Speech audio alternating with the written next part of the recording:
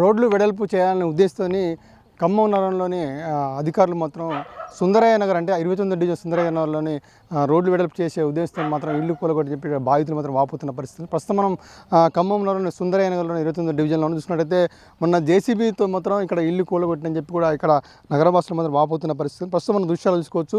మొత్తం జేసీబీతోని వాళ్ళకి ఇన్ఫర్మేషన్ లేకుండా కూడా మొత్తం కూలగొట్టని కూడా ఇక్కడ ఆవేదన చేస్తున్న పరిస్థితి. ప్రస్తుతం మనతో పాటు ఇక్కడ బాధితులను అడుగుదాం. చెప్పండి ఏమైంది ఇక్కడ?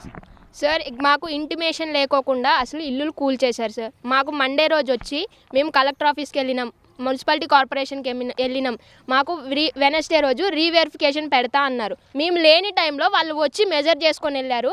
మేము కలెక్టర్ ఆఫీస్కి వెళ్తే మళ్ళీ మాకు రీవెరిఫికేషన్ పెడతా అన్నప్పుడు సరే అని మేమందరం లేని టైంలో వీళ్ళందరూ వచ్చి వన్ సైడ్ మాట్లాడుతుంటే వెనక సైడ్ నుంచి వచ్చి జేసీబీ తోటి మొత్తం కూలగొట్టేశారు. మేము కాలేజ్ పిల్లలం, మేము 4 days అవుతుంది కాలేజ్కి వెళ్ళక, మేము వాష్రూమ్స్ కూలగొడితే మేము ఎటు వెళ్ళాలి అసలు?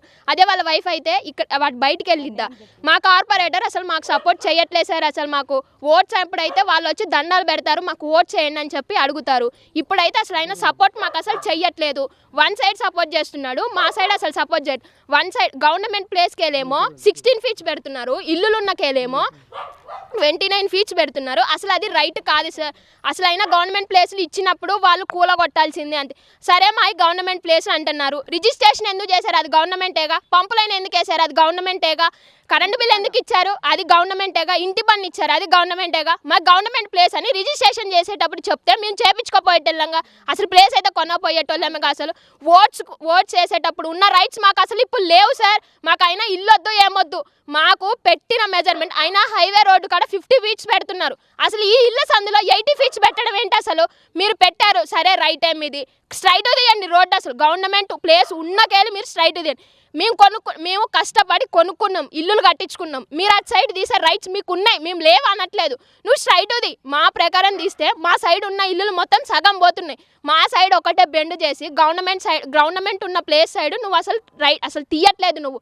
మాకు అది మాత్రం జస్టిఫై జరగాల్సిందే. మాకైతే సపోర్ట్ ఎవరు చేయట్లేదు సార్.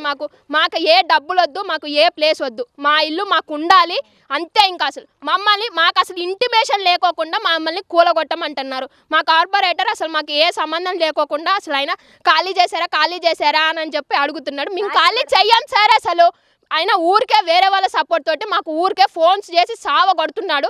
మాకైతే అవన్నీ ఏం అవసరం లేదు. మేమైతే ముందే చెప్తున్నాం, మాకు ఇంతవరకు ఒక్క ఇంటిమేషన్ కూడా రాలేదు. అసలు మాకు ఇప్పుడు కావాల్సింది ఏంటి అంటే రోడ్డు ఎన్ని మీటర్స్ కొలుస్తున్నారు, అసలు కరెక్ట్ కొలవండి. మా ముందు కొలిసి ఎక్కడ వంకర లేకోకుండా గవర్నమెంట్ ప్లేస్లోకి మీరు జరిపి కొలవాలి అంతే. మీరు గవర్నమెంట్ ప్లేస్లోకి జరిపి కొలవాలి. మా ముందు రోడ్ను నోటిఫికేషన్ మా ముందు పెట్టి మీరు ఇల్లులు కూలగొట్టండి, అప్పుడు మేము అడ్డుకు రాము. అసలు మాకు ఏ ఇంటిమేషన్ లేకోకుండా మీరు వచ్చి మమ్మల్ని కూలగొట్టి మమ్మల్ని ఇట్లా అన్యాయం మాత్రం చేయొద్దు. మేము ఇంతవరకు ఒక్క లగేజ్ కూడా చదువుకోలేదు సార్. ఆ రోజు వాష్రూమ్స్ అన్ని కూలగొట్టారు, అందులో లగేజ్ అందులోనే ఉంది. మేము ఎట్లా వెళ్ళాలి? అందులో సపోజ్ ఎవరన్నా ఉంటారు, చచ్చిపోతారు, అప్పుడు ఎవరు బాధ్యత సార్? అంతే. మాకైతే జస్టిఫై జరగట్లేదు, జస్టిఫై జరగాలి. మాకు నోటిఫికేషన్ మాత్రం రావాలి. అది వచ్చినాకనే మేమైతే ఇల్లులు ఖాళీ చేస్తాం అంతే. మీకు అసలు ఎవ్వరు రైట్స్ కావాలంటే మేము సీఎంతో కూడా మాట్లాడతాం అంతే. మాకు అవసరం లేదు. ఇంకా ఏం లేదు, హఠాత్తుగా కొలుతారని మేము అట్లా నిలబడితే వచ్చి లేదు అట్లా తీసేసేయాలి, ఇంతవరకు అయితే బాత్రూమ్ వరకు తీసేస్తాం, ఇప్పుడు తర్వాత మీరు అన్ని చదువుకోండి, ఇన్ని అడుగులు చదువుకోండి అని చెప్పారు. మేము చదవమని మేము అట్లే ఉంచాము. వాష్రూమ్ వరకు అయితే తీసేశారు.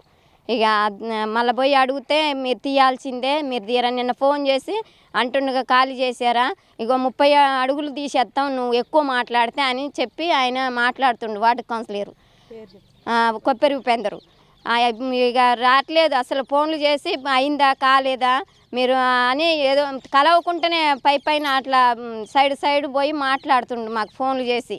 మేము గట్టిగా మేము ఖాళీ చేయం అసలుకి, నువ్వు రా ముందు అని అంటే మాకు ఎదురుగా రావట్లేడు అసలుకి. మీరు చెప్పండి అసలు ఏం జరిగింది ఇక్కడ? రోడ్లు ఎందుకు ఎడలు చేస్తారు చెప్పండి. మమ్మల్ని భయభ్రాంతులను చేస్తారండి కార్పొరేటర్లు. వాళ్ళ స్వభావాల కోసం వాళ్ళు మొత్తం వాళ్ళది ఏంటంటే వాళ్ళ ల్యాండ్లు మొత్తం ఇటు చుట్టుపక్కల ఏరియాలలో ఉన్నాయి. వాళ్ళ స్వభావాల కోసం మమ్మల్ని ఇబ్బంది పెట్టడం ఎందుకండి? ప్రజలను అన్యాయం చేయడం ఎందుకు? ప్రజలను అన్యాయం చేయడం కరెక్ట్ కాదుగా. ఇప్పుడు వాళ్ళు అట్లా గూలగొట్టారు, వాళ్ళు ఎడిపోవాలి? పిల్లలు కాలేజీలు అవన్నీ ఏందండి? కాలేజీలో ఎన్ని ఉన్నాయి కదా, పిల్లలు ఎడిపోవాలి? పొద్దున్న ఎర్లీ మార్నింగ్ పనికి వెళ్ళేటోళ్ళు ఉంటారు, అప్పుడు ఏంది పరిస్థితి వాళ్ళది? మాకు చాలా అన్యాయం జరుగుతుందండి, న్యాయం కావాలి మాకు.